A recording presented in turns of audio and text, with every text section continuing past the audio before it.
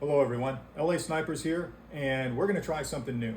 So since 2020, right around the time of COVID when we started this whole LA Snipers thing, the whole intent and purpose behind it was to help the law enforcement sniper, because there's a lot of really good dudes out there and gal snipers too that might not just have the resources or the means to get out, i.e. funds, finances, or even administrative support in order to better their sniper program, but at the same time they're tasked with a job that is just as important as the sniper that might be with LAPD or a very large agency.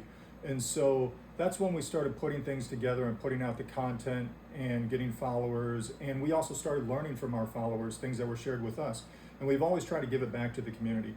So what we're doing now, or something we're going to give a try here, we don't know how it's going to go, is maybe just start doing some videos to answer a lot of the questions that we get on a regular basis on either Instagram or Facebook. And instead of just answering it directly to that person who asked the question, because we fully believe that others would have the same question, we're going to try to do these videos. Not a great video guy, but I'll give it a go.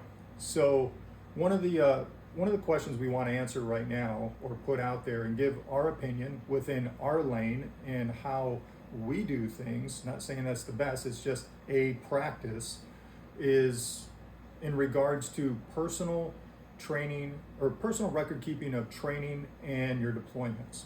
So what is the training records might look like? Those are your targets, and I'm not talking like your big targets and everything. It's fine if you're shooting those big targets. I don't know why snipers are today anymore, and a lot of times spending the money on those targets unless there's a lot of different skills that you can work on one big target. I mean, really, there are so many free resources out there to download or create your own targets. We're going to be putting out some more for free again soon. There's a lot of other ones out there like Max Ordinate that have a lot of great drills and everything, but those are on 8.5 by 11 sheets of paper. And the reason I bring that up is because those, you staple them, you tape them, whatever. I'd suggest you staple. That way it's easier to pull them off the board. But you take those, you pull them out, and you write, your name, your date, the rifle, the optic, and the ammo that you shot that day. And maybe you want to put a little note on there of what the drill was or something. And that's going to go into a binder for you. And so that's an example of maybe like your training records. Or you might even keep a training journal of what you did that day.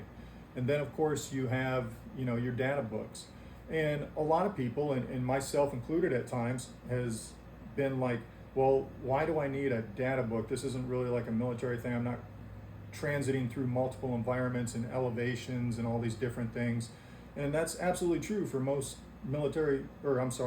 most police snipers. Absolutely true.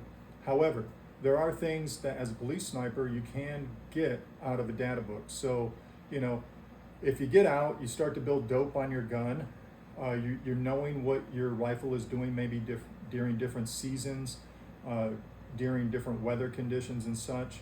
Although, they've shown that there's not too big of a difference 500 yards and in on temperature stable propellants nowadays, but at the same time, you can have differences, or maybe you're shooting a different ammo. Maybe it's your barrier round or an AP type round or your open air round.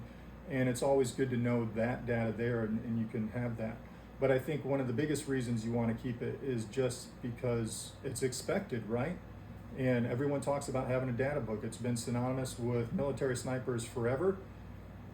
It went into the police realm when police sniping became a thing. And if you end up in court, there's going to be some expert witness out there that goes, hey, where's your data book? And if you don't have one, well, you're kind of SOL at that point. So,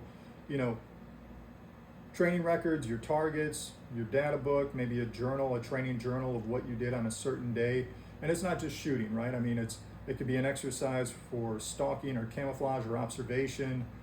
Maybe you're building vehicle hides or whatever the case may be. Maybe you took a test that day on sniper knowledge, or you reviewed case studies. But just keeping a journal of what it is that you did that day. And then when it comes to deployments, also keeping a deployment journal. And some of those things you might put in a deployment journal would obviously be the date that you deployed, a case number for the police officers out there to associate it back to if you need it, and then maybe the suspect's name, the address, location, the position you took, the distance from that position you are, maybe anyone who was with you, obviously, if there was a shot out. And then, a big one for us has always been lessons learned. You feel all cool when you're running up to the scene and you get in that position and you're just kind of going with it, and then all of a sudden you're like, in that AAR, you're like, it really would have been better if we would have done this, or I wish I would have brought this, or this was way too much stuff, I didn't even need that. So having that deployment journal would be another one of those things you would want to keep personal records.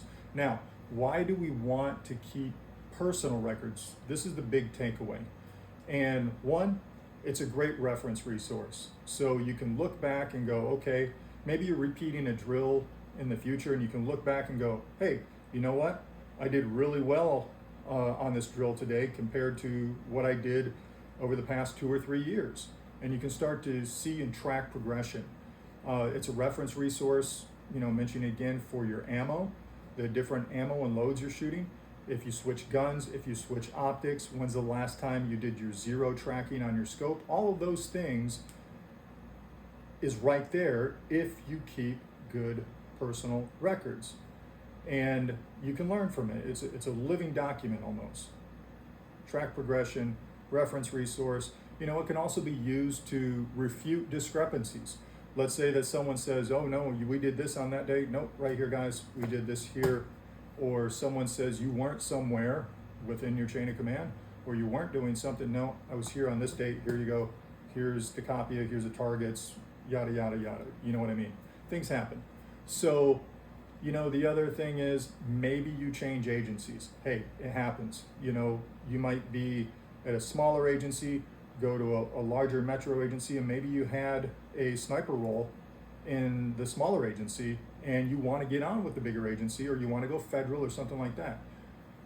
When you show up with a bunch of records and you can prove your track record and you're applying for that team and that position on that team, they're like, hey, this guy's squared away. You can hand them those records and go, here's been my progression in my former sniper role with my other agencies. So, you can also use it if you decide to change agencies for whatever reason.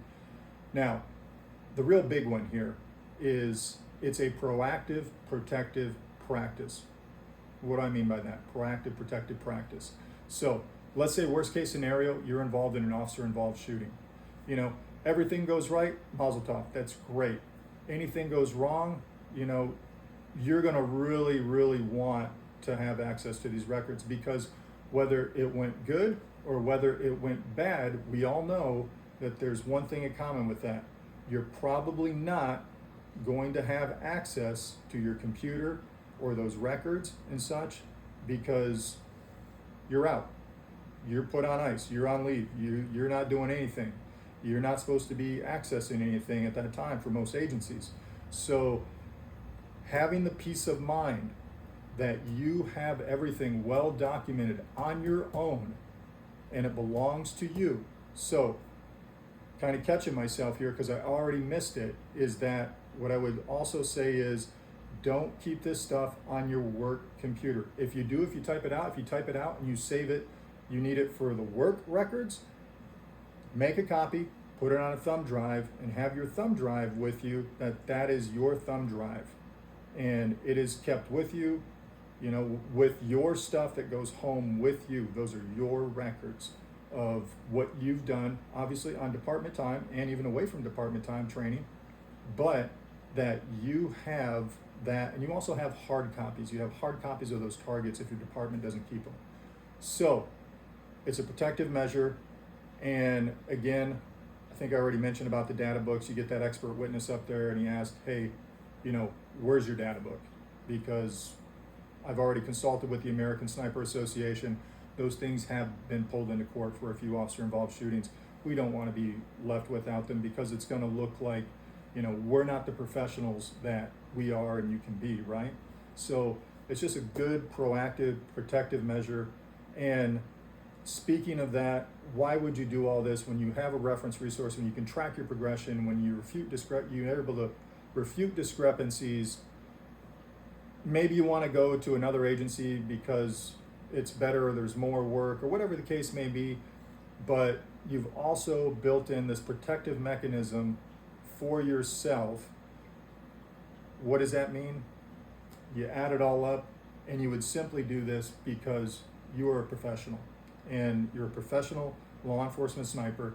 You're tasked with one of the most difficult positions there is out there, and tasked also with the power to take a life under the correct circumstances. And you really need to protect yourself and your family. So that's our point of view on this, and we hope it helps someone. Thanks, guys. Take care. Bye.